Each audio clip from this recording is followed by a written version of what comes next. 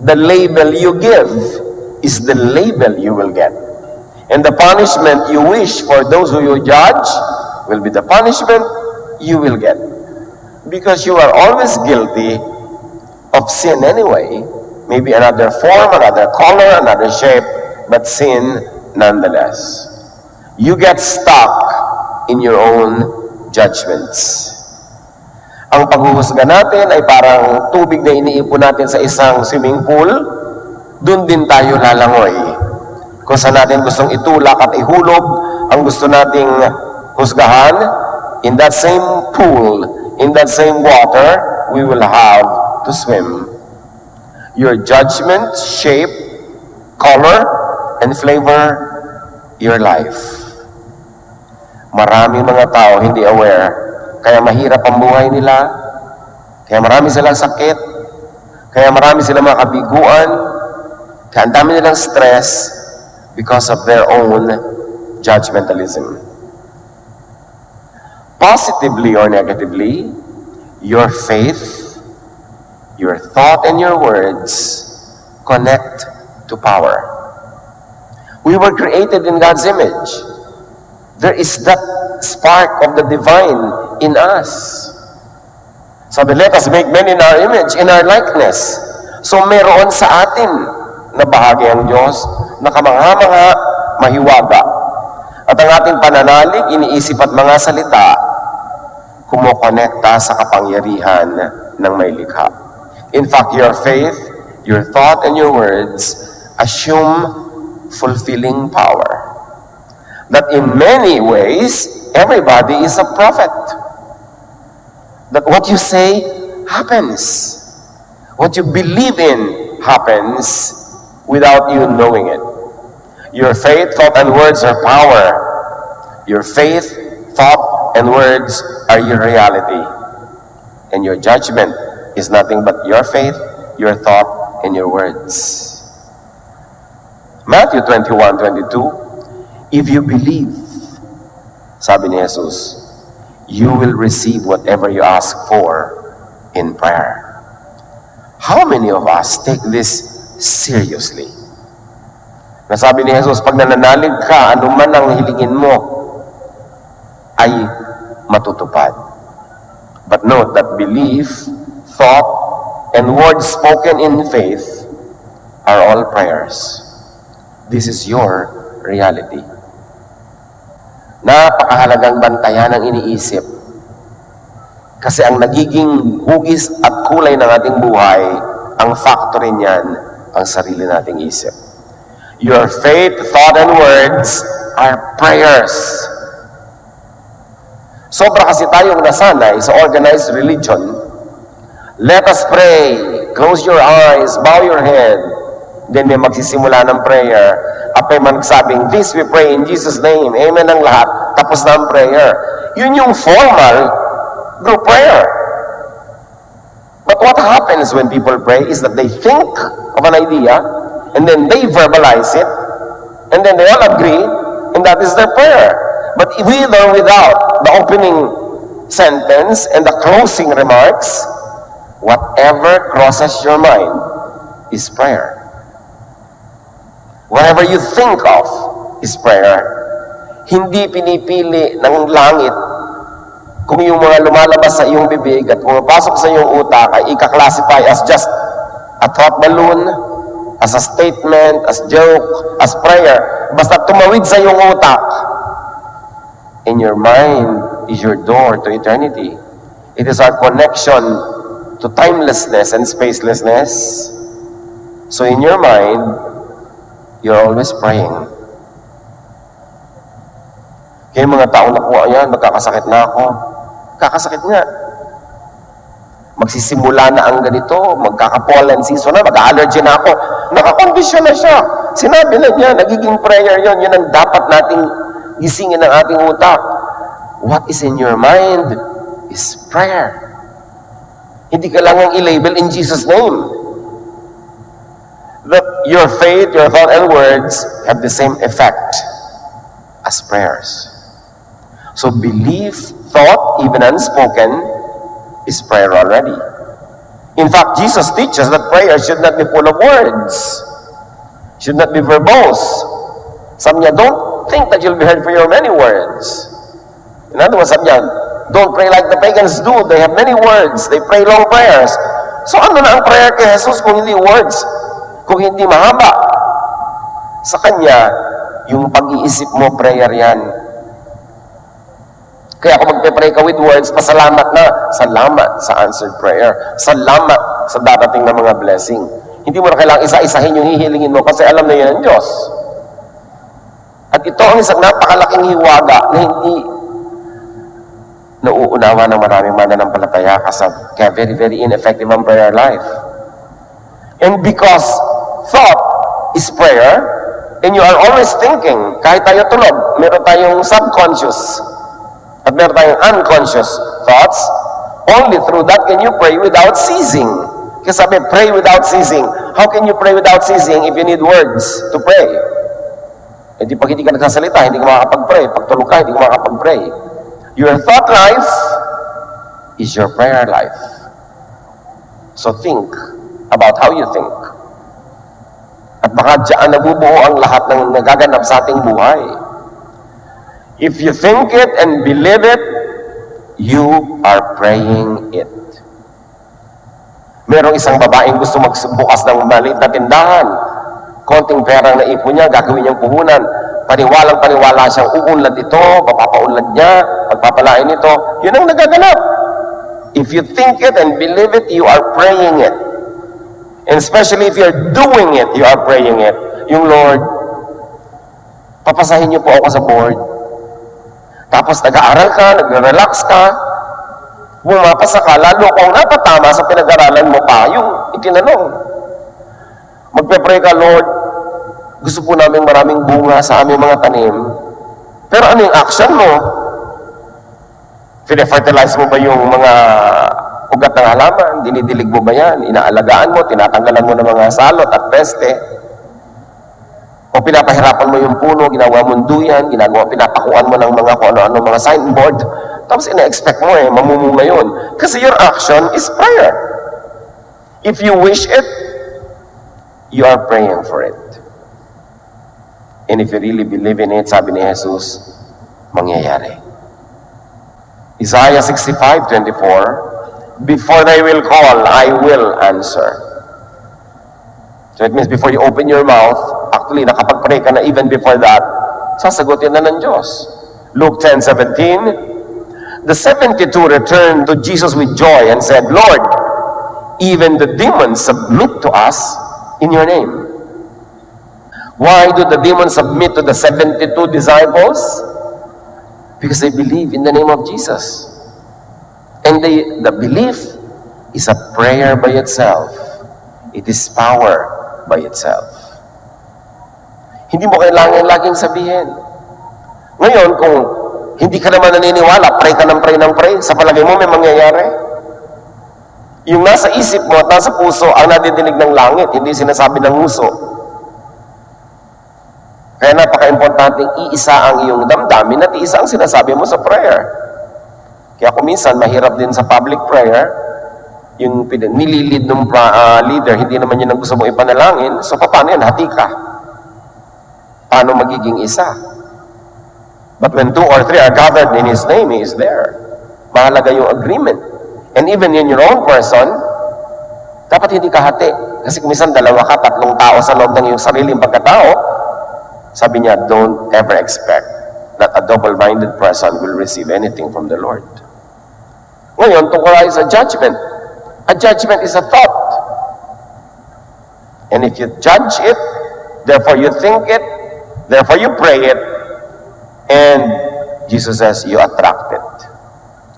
Because with the same judgment you pronounce, you will be judged.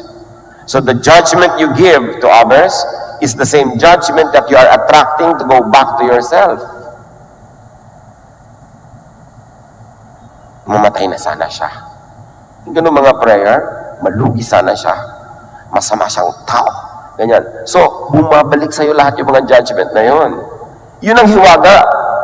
Mahirap ipaliwanag, pero sabi ni Jesus, the judgment you give is the judgment you get. The measure you give is the measure you get. Your judgment and label on others become them and become you. Yung mga magulang, bata pa lang yung anak, ako, mahina ang utak nito. Walang mangyayari dito. Gano'n na ang nangyayari doon sa anak. Hinuhusgahan agad nung magulang mismo sa sariling anak. Naku, anak, yung papakasalan mo, mabababae yan. Huhusgahan na agad nung bibiyanin. Hindi tayo nag-iingat na yung sinasabi at iniisip natin ay panalangin. At kahit hindi ka banal, nadidinig ang iyong panalangin. Basta pumasok sa iyong isip. Marami mga naglalarong tanong sa ating isip kung paano yun, paano yun, paano yun. Hindi nyo kayang masagot lahat yan. Pero ang mahalaga, begin with the fact that Jesus said, with the judgment you pronounce, you will be judged. The people you judge as bad could really become or remain bad to you, for you. Kahit maging good sila sa iba, yung judgment mo ang babalik sa iyo, they will be bad to you if they're not bad yet, or they will remain bad to you if they already are. Dahil yun ang curse na ibinibigay mo sa kanya. Because a thought is also a curse. Ang daming negative energies na dumadaan sa ating katawan, kaya ang dami-dami natin mga karamdaman. Ang dami-dami natin mga kabiguan, ang dami-dami natin kaguluhan. Because the people you judge as bad could resurrect, revisit you, even through other persons, through other events. And they become bad too, and for you, over and over and over, as you continue to judge and judge and judge that person the same way. Sabi ni Solomon, Ecclesiastes 1:9, what has been will be again. What has been done will be done again. There is nothing new under the sun. Because when you judge a person, you begin a cycle of energy that goes to the person and returns to you. And it keeps on going around until you break away from that cycle. Kaya mga nag-aaway, lagi nag-aaway. Bakit yung babaeng lagi nabibigo sa pag-ibig? Bukas siya na naman ang bigo. Next week siya na naman. Paulit-ulit. Meron siyang paulit-ulit na iniisip na siyang nag-i-induce sa lahat ng mga bagay na ito na magpaulit-ulit sa kanyang buhay. Bakit yung nawawala ng cellphone nung pinsan, laging siya? Pag may nawala ng cellphone, siya yun, paulit-ulit. Bakit ito, kahit ilang puhunan na ibigay mo, laging lugi ng lugi ng lugi? Bakit may cycle sa buhay natin? Inuulit kasi ng utak natin yung climate that creates that. To change the world, to change how the world deals with you, first change your thought, your belief, your word, your prayer about the world. Bakit pag may naapi, laging ikaw ang api? Kasi ikaw may api mentality. Api ako, kawawa ako, di man dapat. Yun ang aatrakin mo. Naku, ayan na, naglalakad na ako, babastusin na ako ng mga lasing. So, babastusin ka na nga. Pag yun ang ina-attract mo ng isip, at maaaring yun ang ina-attract ng behavior mo. Kaya paulit-ulit, ikaw ang victim. Bakit laging ganun? Pagka merong nakalimot na mga dapat dalhin, the same person keeps doing it. Yet, wala siyang binabago sa paraan ng kanyang pag-iisip. Sabi niya, ay, ganyan talaga ako, makakalimutin. Ginudge mo na yung sarili mo. Sa palagay mo, iibahin pa ng langit yun. Ikaw na nga nagbigay ng husga eh. Ako kasi talagang, alam mo, talunan ako sa buhay eh. O edi talunan, sabi ng langit. Iniisip mo lagi yan eh.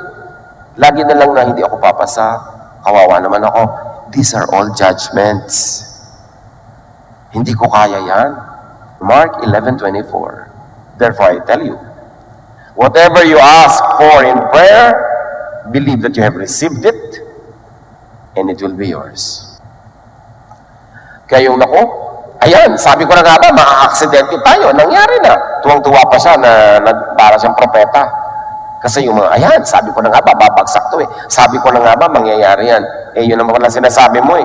Alam mo, kahit hindi ka banal, may kapangyarihan ang iniisip mo. Isang bagay na hindi natin lubos, nanuunawa. Halimbawa, si Jacob, a major biblical person. Nung ipinanganak, sila magkapatid na kambal. Si Esau ang kambal niya. Genesis 25:26. After this, his brother came out with his hand grasping Esau's heel. So he was named, and read, he was branded, he was judged, and he was prayed for to be Jacob. Nung lumabas yung magkapatid, magkasunod, pero itong si tinawag na Jacob, hawak-hawak niya yung heel, yung sakong ng kapatid niya na naunang inilabas sa kanya. So sabi ng mga nakapaligid, ng mga magulang, you will be called Jacob. Because Jacob means heel grabber. But the real meaning is, Jacob means one who deceives. The given name reflects the parents' judgment, so that Jacob fulfilled it soon enough.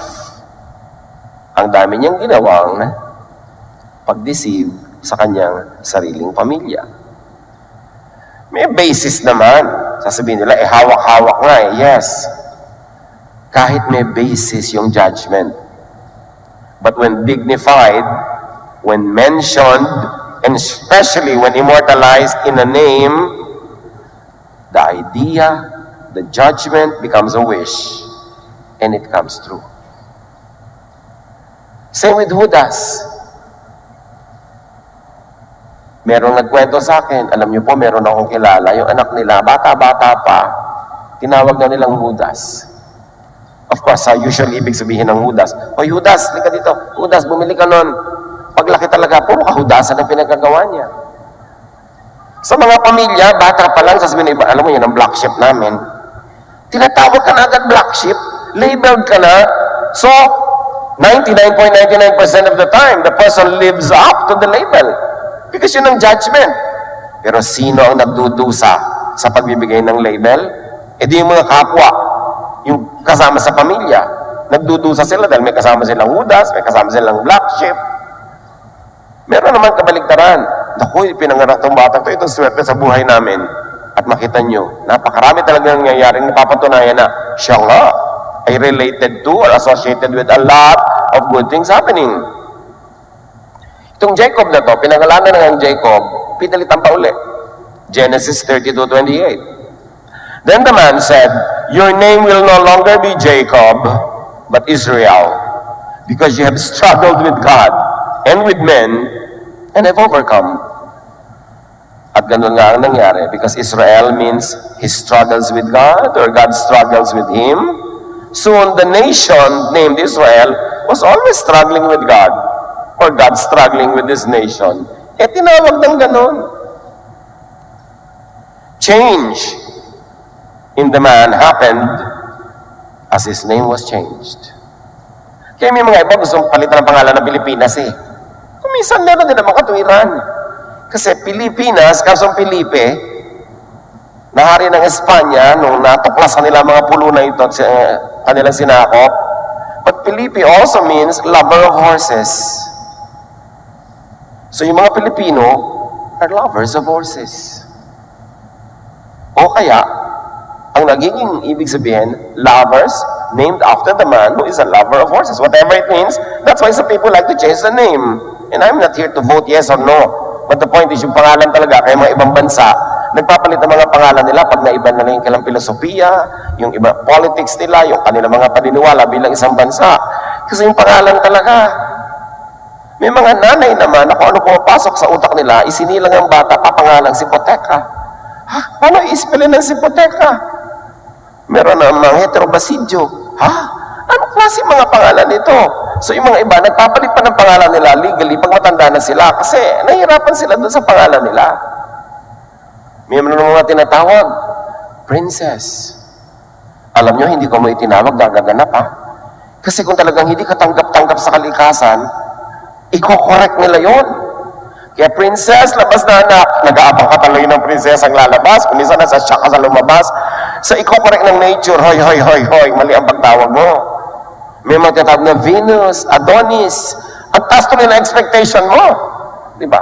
So, yung pagpapangalan is a very, very sensitive business. Because judging yan.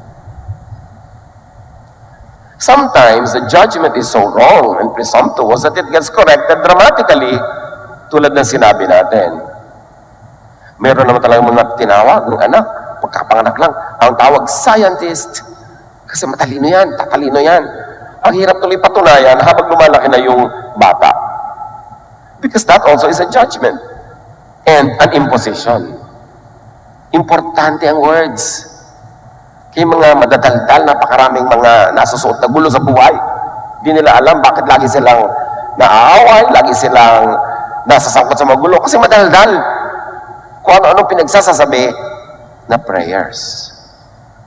Sometimes naman, in the reverse, the subject of judgment is so blessed that thoughts and words do not work against them. That he or she is above and beyond curse. Merong mga sobrang blessed, kahit mo i-curse, hindi tatablan. Meron naman, hindi mo pa kina-curse, curse na niya ng sarili niyang thoughts. Psalm 105:15, do not touch my anointed ones. Do my prophets no harm. So may ganung protection ng Diyos sa kanya mga hinirang. At sa Numbers 23:23, no magic charms can work against them. Hindi tatabla ng mga kulam, hindi tatabla ng mga sumpa-sumpa at kung ano-ano yung mga pinipili ng Diyos talaga, special cases to na pagpalain. Tulad halimbawa ni Balaam, binayaran siya ng isang hari na isumpa itong mga Israelitang dumadaan sa kanilang bayan. Deuteronomy 23:4-5, they hired Balaam to put a curse on you, but the Lord your God loves you, so he refused to listen to Balaam and turned Balaam's curse into a blessing.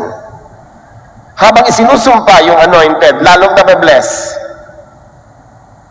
Sometimes the object is so blessed that curses against them boomerang to the judge, to the ill-wisher. Mag-ingat-ingat tayo ng mga pagsasalita, pag-iisip, pag-uusga sa kapwa.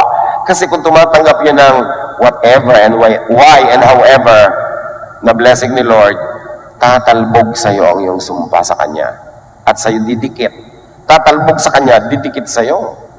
Proverbs 26:2, a curse you don't deserve will take wings and fly away like a sparrow and a swallow. Pag hindi mo deserve, hindi tatalab sa'yo. Kaya gumapang ka nawang parang, sinumpa ka na kung sinong matanda. Pag hindi mo deserve, dahil mabuti ka naman, hindi tatalab. Pastor, ito pinakamadalas itanong sa akin, tatablan po ba ako ng kulam? Itanong nyo nga sa katabi nyo, tatablan ba ako ng kulam? Huwag mo naman ako kukulamin, di ba? Ang sagot, kung deserving ka, tatablan ka. Kung hindi, ano man ang gawin nila? Walang talab yan. Dapat peaceful ka. Sino ang tinatablan ng mga ganito? Yung mga dalahira, yung mga chismosa, yung mga magugulo, mga palapintas, mga mahilig mang-away, mang-agaw ng hindi kanila. Kasi may kakapitan ang evil spirits. Pag ibinato sa kanila, may kakapitan, hindi dudulas, hindi mahuhulog. Pero kung malinis ang iyong puso, hindi ka tatablan yan. Wala kang dapat alalahanin. Hindi mo kailangang magkwintas ng kung ano-anong proteksyon. Ang proteksyon mo, yung puso mong malinis. Yung makadyos mong ugali, ang iyong kabutihang asal, yan ang proteksyon mo. Pero, yung mga gumagawa ng gulo, Psalm 7:16, the trouble they cause recoils on them. Ang mga gulong niluluto at nililikha nila, bumabalik sa kanila. Mag-isip-isip tayo mga kapatid kung bakit laging magulo ang buhay. Kung ikaw ito, nawa hindi. Kung bakit laging may kabiguan, laging merong pain. Baka ikaw ang gumagawa niya, hindi mo lang alam. Sa iyong thoughts. Pag inggitera ka, yung kinakainggitan mo, payaman ang payaman. At ikaw, pahirap ng pahirap. Pag-isip ka. Pagka lagi ka na lamang na tumitingin sa iba at iniisip mo, dapat wala sila nun, dapat ako meron nun, hindi mo napapansin, lalo ka nawawalan. Their wishes, boomerang to them, bumabalik. Beware of predictive judging, of verbalizing, judging nature. Yung matatag na masungit ang panahon, paano naging masungit ang panahon, masama ang panahon, walang masamang panahon, lahat ng panahon mabuti. Wala ka lang sa lugar kaya ka inanod, dapat wala ka dun. Pag kumukudlog, kumikidlat, na-charge ang electrons ng buong atmosphere, we need that. Huwag ka lang magpakalat-kalat na namamayong ka pa ng metal, tatamaan ka ng kidlat. Hindi masama yung kidlat, masama ang pwesto mo. Yung mo, naku, masama ang panahon, delikado ang panahon. Sabi nga ni Jesus, if you have faith, tell this mountain to lift itself, and it will. Sumusunod ang panahon sa salita mo, sinabi mo ng masama, sabi ng panahon, masama pala ka. Hindi masama sa'yo, pero sa iba, mabuti. Gusto mo magpakasal, panahon ng bagyo. So, naku, masama ang panahon. Masama pala ka, sabi ng panahon. Ito ngayon, bumabagyo sa kasal mo, sa'yo lang masama. Pero tuwa yung farmer, buti-buti naman ang ulan. Diba? Kasi depende yun kung nasan ka, kung anong ginagawa mo, nasa timing ka ba, nasa lugar ka ba. Beware about judging things. Malas naman ang bahay na ito. Yung ganon. Ayoko tumira dito, malas. Kaya nagkakanda malas ka. Yan na-judge mo Malas pala ka. Sabi ng bahay. Yung bahay na yan, haunted yan. May mga multo dyan. Sabi mo, paano ko kung may basis? Di ba? Kanina pa natin pinag-uusapan, may basis. Kahit may basis, huwag mong isipin. Huwag mong banggitin. Kasi lalo mong i-reinforce. Yung kung minsan, parang nakakatakot na nangyayari, may magsasabi pa, nararamdaman niyo ba nararamdaman ko? Natatakot din ba kayo? Kaya lalo nagiging nakakatakot because you honor it with your words. Pag may bad behavior ang isang tao, hindi na napansin ng iba, napansin niyo yung kilos niya, in-honor mo with your words, kaya lalala yun. Kaya, sabi gano'n, ang tunay na makadiyos sa tao, maraming pinapalampas, maraming hindi na tinitingnan, maraming hindi na inuungkat, hindi sinasabi. Because when you verbalize it, you honor it. You give it a name. You give it space in your life. Bawat thought ay prayer. Tamo si Jesus, nung sinabi niya, nawa, huwag ka nang mamunga muli. Sabi niya sa fig tree, kinabukasan looy. Si Jesus yun. May dahilan siya para sabihin yun. Pero tayo wala dapat ganon. Huy, ba't may ganyan kagalaman sa bahay mo? Malas yan. Ginudge mo na. Pwede nga may malasin. Ikaw. Yung mga iba doon, pwede hindi sila tablan nun. Pero ikaw ang may sabi, sa puso mo may space, sa'yo maglalanding. Tulad nung pinapakain si Pedro ng mga unclean foods by the tradition of Israel, unclean. Acts 10:15, sabi ng Diyos, do not call anything impure that God has made clean. Marami tayong ganyan ginajudge. Huy, tumutugtog pala sila ng drum. Demonic yun. Ginudge mo na yung drum. Dinyat mo na yung tugtog. Ang dami-dami ng mga Christian na tinatawag na demonic, hindi naman. Kaya sila pinamumugaran ng demons. Kasi wala silang inuungkat, iniisip, hinahanap, hinahalungkat, kundi demons. Di yun ang prayer mo, yun ang gusto mo, pupuntahan ka talaga. Do not judge places. Yun na lang isang kanta natin, paborito ng lahat ng nagpoprotesta, yung bayan kong Pilipinas, pugad ng luha ko't dalita. Pambihira namang judgment sa sarili nating bayan niya. Talagang pugad ng luha at dalita. Kaya na nangyayari. Bakit hindi natin sabing pugad ng mga tubo at mga negosyo? Bakit kailangan yung pugad ng luha at dalita? Yun ang paulit-ulit. Kasi yun ang lagi natin kinakanta. And songs are prayers. Because they are thoughts. Do not judge events. Ay, pupunta ka doon, boring yun. Ginudge mo na. Naku, worthless yun. It will not work. It will be a failure. Sasabihin mo, paano ko talaga pong historically may basis? Yun na nga pero gusto mong palitan yung history, palitan mo yung thoughts. I-bless mo, huwag mo i-curse. I-pray mo na, the Lord is going to work mightily and we believe that there will be great changes. Hindi, naku, wala nang nangyayari dyan. Paulit-ulit lang yan. Yun ang nangyayari tuloy. Maraming churches, pag magpiprise yung pastor niya, sabi lang, eto na naman, same old banana. O di, same old banana talaga lagi ang nadidinig nila. Hinuhusgahan na agad. So beware of judging life itself. At dyan tayo mahilig magdrama. Ay, mahirap ang buhay. Sabi ng buhay, mahirap pala ha. You know what will happen next? Naku, malas ako. Lagi akong lugi. Wala na tayong pag-asa. Lalong-lalo ito, sakit-sakit na tenga ko pag nadidinig kong mahirap kumita. Talagang may kahirapan kumita, pero mahirap na. Huwag mo na sabihin. Ibahin mo na. Ganon, papadaliin ko ang pagkita sa aking diskarte, sa aking choices, sa aking management. Lalo na yung sinasabi nilang wala tayong magagawa. May nagagawa nga ba? Wala. Yun ang prayer nila. Yun ang sinasabi nila. Ganyan na talaga yan. Hindi na yan maiiba. Hindi na mababago yan. Ganito na talaga ako. Mga salita na dasal. And do not judge persons or personalities. Mga ethnic identities, nationalities. Gusto mo, ay, naku, pagka-driver, babaero. Yung may mga tayo, pagka marino, naku, ganyan. Pagka may nunal, ay. Diba? Depende pa kung nasan yung nunal sa likod, nunal sa paa, nunal sa pisngi. Natuhusgahan mo na yung tao. Anak, kung mapakasalan yan, may nunal sa pisngi. Eh di ipatanggal na lang po natin ang pisngi. Diba? Eh di kalahati naman ang mukha niya, anak. Pumili ka na lang ng iba. Ba't di mo sabihin, the Lord is going to change the life of this person and we will be supportive and we will help. Hindi ganun. Yung mga iba pa, laging, ang Pilipino, ganito, ang Pilipino, ganun. Sobrang laitin ng bayang Pilipinas. Siguro hindi pa nakakakita ng ibang lahi. Pag nakita nyo yung mga ibang lahi, pare-pareho lang. Iba-iba lang ng degree. Meron pa, naku, pag maitim ang gilagid, diba? Ganito ugali niyan, bla bla bla. Judgment. At natutupad. At kadalasan, ang pagkakatupad nun sa'yo, alam mo, pag maitim ang gilagid, ganito ugali. Kadalasan, ikaw lang yung tatanggap na gano'ng ugali. Yung iba naman, hindi. Sabi nga ng iba, paano kung totoo naman talaga at obvious at observable? Paano kung proven track record? Kaya ako nga nasasabi to dahil marami ko nang na-observe.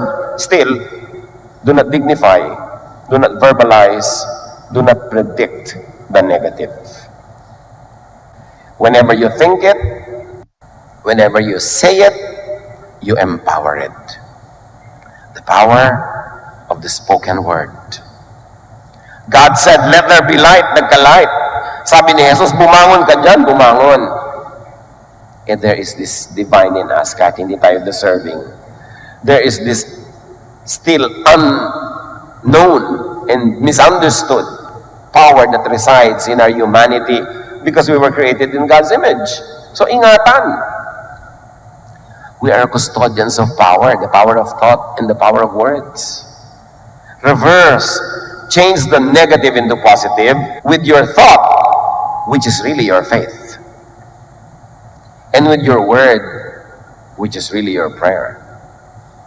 Sabi sa Proverbs 4:23, more than anything, you guard, protect your mind, for life flows from it. Ulitin, basahin nyo. More than anything you guard, higit sa anumang binabantayan mo, bantayan mong isip mo. Kasi ang buhay, dyan nagmumula. Dyan dumadaloy. Dyan dumadaloy mula sa isip mo ang kasaganaan o kasalatan, ang kapayapaan o gulo, ang katahimikan o away, ang buhay mo, ang korte, lasa, flavor, kulay ng buhay mo, galing sa iyong utak. Hindi ka biktima ng iba. Kung victim ka man, victim ka ng sarili mong pag-iisip. Life flows from your mind. Because your mind is the home of thought. And thought is what connects us to the power of the divine. Mark 11:24, therefore I tell you, whatever you ask for in prayer, believe that you received it, and it will be yours. So mag-ingat-ingat kayo sa mga pinagdarasal nyo.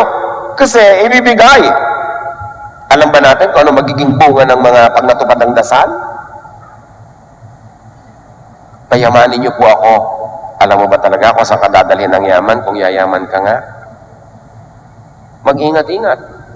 Mark 11:23, truly I tell you, If anyone says to this mountain, sabi ni Jesus, go, throw yourself into the sea, and does not doubt in their heart, but believes what they say will happen, it will be done for them.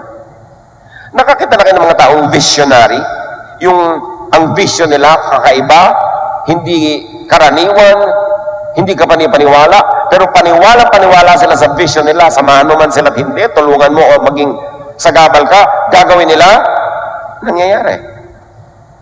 Nababago ang mundo, maraming dakilang bagay ang nalilikha ng taong naniniwala sa sarili niyang vision. Because when you believe it, you make the material world bend to make it happen. Yun ang power ng thought. And words are prayers. And because they are prayers, they have consequences. Positive or negative. Matthew 12:36. But I tell you that everyone will have to give account on the day of judgment for every empty word they have spoken. Empty meaning careless, mindless. Why? Because such words could cause calamity. Sabi ganoon, sa bawat gulo, hirap, dusa, na nilikha ng iyong salita, mananagot ka. Everyone will have to give an account on the day of judgment for every empty word they have spoken. Thought and spoken words have consequences. Our judgment returns to us. What we think, what we say, become us. Become our lives. Kaya mga naniniwalang gagaling sila sa isang matinding sakit, gumagaling. Yun namang iba, nasa kanila na lahat ang medical attention, dahil hindi sila naniniwalang gagaling sila, wala talagang nangyayari. When you judge a person, when you think that a person does not deserve to succeed, when a person does not deserve to be happy, Proverbs 26:27, if a man digs a pit, he will fall into it. If a man rolls a stone, it will roll back on him. Pagka meron kang hinahandang masasamang bagay para sa iba, in your own mind and in your own judgment, deserve niya yun, yun ang bagay sa kanya, yun ang pupunta sa'yo. Yun daw naghuhukay ng mga bitag, sila ang nahuhulog doon. The judgment returns to him. The judgments he gives to others turns on him. And in turn, he is adjudged to be the victim. Pag may tao na gusto niyo siya maging biktima, sa inyong judgment siya dapat maging biktima, dapat siya magdusa, bumabalik sa inyo yon at kayo magiging biktima at kayo magdurusa. Kaya ang itinuturo lagi sa atin, bless others. Kasi yung blessing naman ang babalik sa iyo. Pero pag nag-iisip at nagbabala ka ng masama sa kapwa, yun ay sa iyo babalik. Lalo kung hindi niya deserve, hindi tatalab, babalik sa iyo. Cause and effect. Thought and word, which is prayer, as cause. And realization of that thought and word and prayer as effect. Laging may cause, may effect. Madalas lang sa buhay natin, nakikita natin yung effect, hindi natin may connect sa cause. Ang effect, lagi akong bigo, lagi akong ganito. Ano yung cause? Ano sa ginagawa ko, sa iniisip ko, ang ugat ng mga kabiguan kong ito? To reverse the negative, the unpleasant, the undesirable and painful, reverse your judgment, reverse your words. Pagka hindi ka masaya sa nangyayari sa buhay mo ngayon, balikan mo ang pinagmumulan niyan and reverse your seed, your plant. Pag hindi ka masaya sa bunga. Because what you plant is what you harvest. What you harvest is because that is what you plant. Walang mintis yun. Dapat nating angkinin ng pananagutan. Kung hindi maganda ang bunga, Kasi tayo rin ang may tanim. Nobody is a victim of another person. Lahat tayo nakaharap sa Diyos. Mananagot mag-isa sa Diyos sa mga ginagawa natin. At sabi nga, batayan mo yung utak mo kasi diyan nagmumula ang buhay mo. O ang utak ng tamad. Don't tell me na aasenso yan sa buhay. Yung utak niya, utak tamad. Lagi wala na naman tayong pera. Ay, kulang na naman natin budget. Ay, kulang na naman. Tingnan mo naman ang buhay mo, ang tamad-tamad mo. Paano ko po dadamihan ng pera? Diyos ko, paulanin niyo po ng pera. Hoy, baguhin mo pag-iisip mo, magsipag ka. Gusto mong mabago ang bunga, baguhin mo yung tanim. Tapos 30 taon na, 50 taon na paulit-ulit na wala kang kapera-pera, pero ang dami mong free time. So, sino nang may kasalanan yan? Ang mundo? Ang mga Hapon? Si Magellan? Kanya ka kasi mag-isip. Pag nagkapera, gusto mo bumili ng magandang ganito, magandang ganon, hindi isipin, magtitinda nga ako ng banana Q. Sa 2,000 ko na ito, bibili ba ako ng sapatos o isang kawali, isang kusinilya, isang piling na saging, ititinda ko sa kanto, yung puhunan ko kaninang 500, magiging 900 na yon. Libre pa merienda ko. Pag ipinanganak ka mahirap, di mo kasalanan. Pero sa haba ng buhay na ito, namatay ka pa rin mahirap, don't tell me na wala kang pananagutan.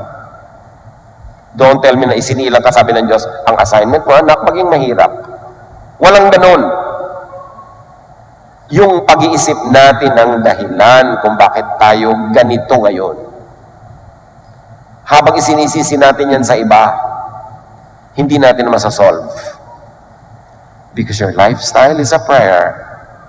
Kung ang daming oras, puro ka panonood ng TV, puro ka paglalaro, puro ka papasyal, yung kilos mo, galing sa utak mo, yun ang prayer mo. At sinasabi ng prayer mo, ayokong kumita today, gusto ko lang maglibang. So magtataka ka, wala kang kita. Believe in the true. Yung sinasabi lang, the good and the beautiful, na nilalait-lait ng iba. Say it, and obserbahan nyo. Yung lagi nagsasabi ng true, good, love, kindness, beautiful, look at their lives. Sila ang umaani nun. Pero yung puro judgment, puro pintas, puro galit sa kapwa, yun ang bumabalik sa kanila. Look around you. Kaya sabi sa Philippians 4:8, keep your minds on whatever is true, pure, right, holy, friendly, and proper. Don't ever stop thinking about what is truly worthwhile and worthy of praise. Why? Because that will be your prayer. If you are thinking of what is worthwhile and worthy of praise, kapuri-puri, masarap, maganda, yun ang dasal mo, yan ang mangyayari sa iyong buhay. Maligtarin mo ang lagi mong iniisip, yung mga negative, look at your life. Negative lahat. Kung hindi maganda, kung hindi ka ibig-ibig, huwag isipin. Di ba sabi? Sa lahat ng binabantayan mo, higit pa sa pagbabantay mo sa iyong credit card, sa iyong phone, sa iyong pera, ang bantayan mo yung utak mo. Kasi dyan nabubuo ang iyong buhay. Kung paano ka mabubuhay at kung paano ka mamamatay. Sabihin, pag kami pumapasok na isip, ay hindi naman worthwhile, huwag nang isipin. Nakakalungkot, huwag isipin. Nagkukwentuhan kayo, may papasok na, alam niyo ba, sabi niya, nakakagalit ba yan? Oo, huwag na sabihin. Huwag na natin pag-usapan yung nakakagalit. 10 minutes lang tayo magkakape, nakakagalit pa yung topic natin. Anong nangyayari sa buhay natin ito? Diba? Lalo kung wala naman tayong magagawa para baguhin yun. Yung nakakainis, mga nakakatakot. Para anong isipin mo yan? Wala ka namang magagawa. Kung may magagawa ka para baguhin, good, pag-usapan. Pero kung wala, no. People are wasting their life talking about things that do not help them, that are not helpful to them, as they think they pray. Akala, hindi po ako prayerful. Ano hindi prayerful? Lahat nga ng tao na pintasan mo. Prayer yun. Hindi po ako prayerful. Lagi lang po ako natatakot. Ayan, yung takot mo, prayer yan.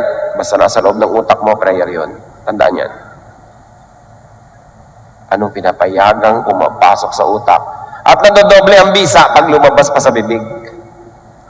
Kaya kung minsan, may naiisip ka na sa loob ng utak mong hindi nakagandahan, huwag mo nang sabihin kasi nadodoble ang bisa.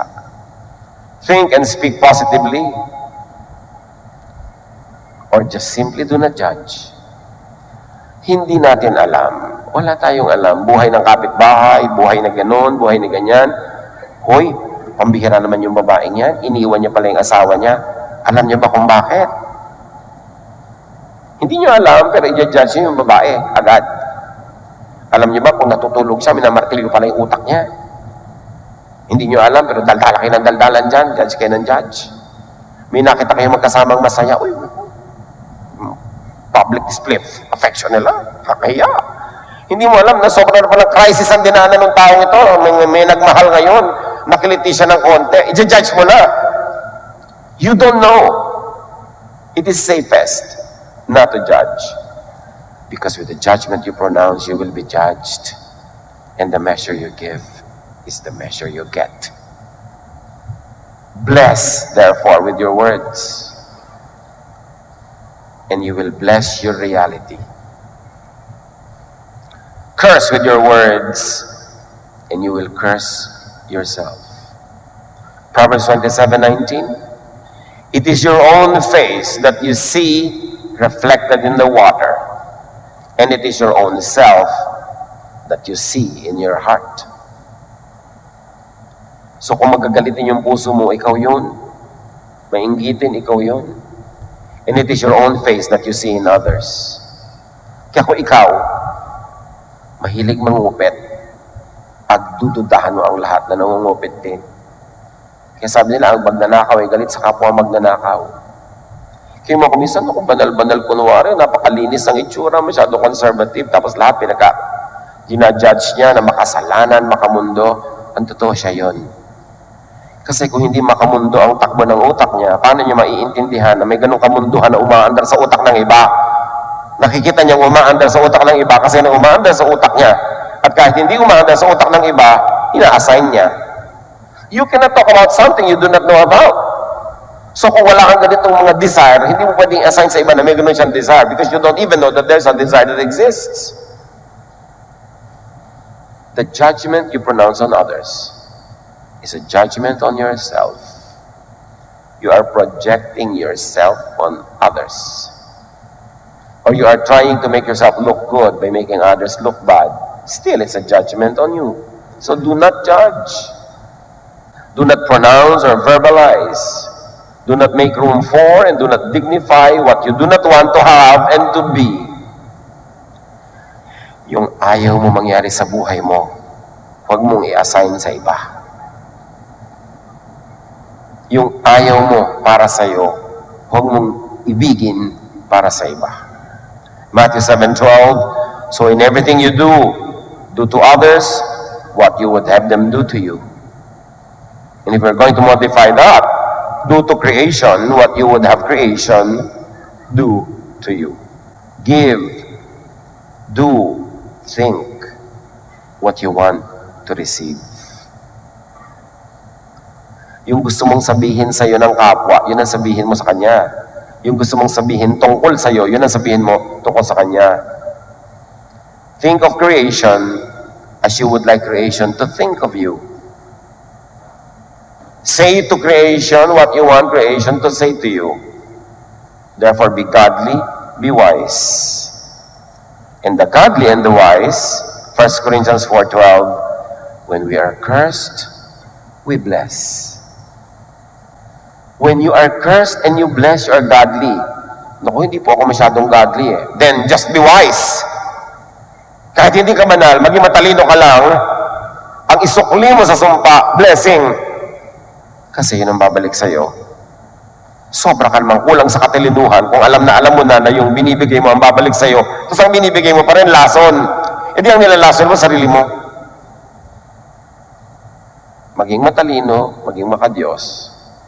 1 Peter 3:9, do not repay evil with evil, or insult with insult. Because you will begin a cycle that will never end. It will be on automatic until you consciously break that cycle. On the contrary, sabi ng verse, repay evil with blessing. Because to this you were called, so that you may inherit a blessing. Break the cycle, break away from the cycle.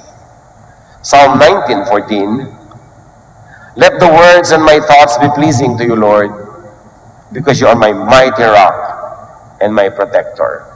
Dahil kayo ang aking protector, wala akong ibang pwedeng asahan, sa inyo lang pwede manggaling ang blessing. Nawa, malugod kayo sa mga salita ko at iniisip ko, kasi yun din ang ibabalik nyo sa akin. In other words, if I want security, my thoughts and words should create it, not trouble. There is something very mysterious, mystical, and powerful about thoughts and words. Sabi nga ng Romans 10:9-10, if you declare with your mouth, that is word, Jesus is Lord, and believe in your heart, that is thought, that God raised him from the dead, you will be saved. If in your thought and in your words, Jesus is Lord, you will be saved. See, thought and word, may relasyon. For it is with your heart that you believe and are justified. So you are justified through your thought. And it is with your mouth that you profess your faith and are saved. Related ang isip at bibig. So your thought and word, that is your reality. Matthew 7:1, do not judge, or you too will be judged. The correctness, historicity, the accuracy of judgment is not the point. So, paano ko po hindi tawagin magnanakaw? Yan talaga namang napakarami na niya ninakaw. The correctness and historicity of the judgment is not the point. It is dignifying it with thought, with words and action that will empower it to repeat and repeat. All the more negative ang effect sa'yo if your judgment is even incorrect and inaccurate, but only predictive. Yung wala ka pang basis, sinasabi mo na agad, walang kwenta yan. Lalong masama ang effect nun kasi hindi wala kang basihan. Matthew 7:2, for in the same way you judge others, you will be judged. And with the measure you use, it will be measured to you. The way to being blessed is to first be a blessing to others. When you are a blessing to others, hindi mo kailangang problemahin how you will be blessed. The way to being judged and cursed, to being disadvantaged,